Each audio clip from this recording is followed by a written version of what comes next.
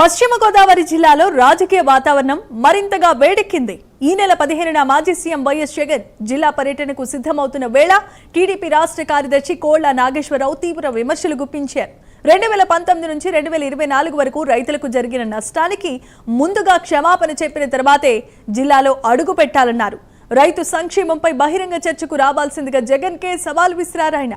దమ్ముంటే ఈ సవాలు స్వీకరించి ప్రజల ముందుకు రావాలన్నారు. వైసీపీ పరిపాలనలో రైతులకు తీవ్రమైన అన్యాయం జరిగిందని ఆరోపణలు చేశారు.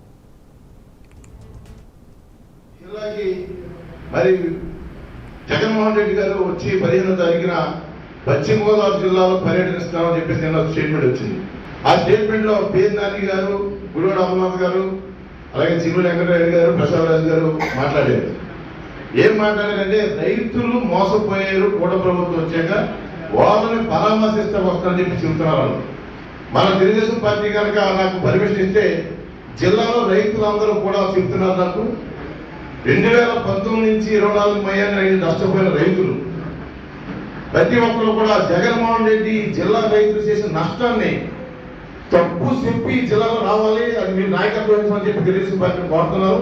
తెలుగుదేశం పార్టీ కనుక నాకు పర్మిషన్ ఇస్తే ఆ రైతులందరినీ తీసుకువెళ్ళి జగన్మోహన్ రెడ్డి చేసే తప్పుల్ని 2014 నుంచి 19 వరకు రైతులకు చంద్రబాబు గారు ఏం చేశారు, 2019 నుంచి 24 వరకు జగన్మోహన్ రెడ్డి ఏం చేశారు, ఇప్పుడు ఏం జరుగుతుందనేసి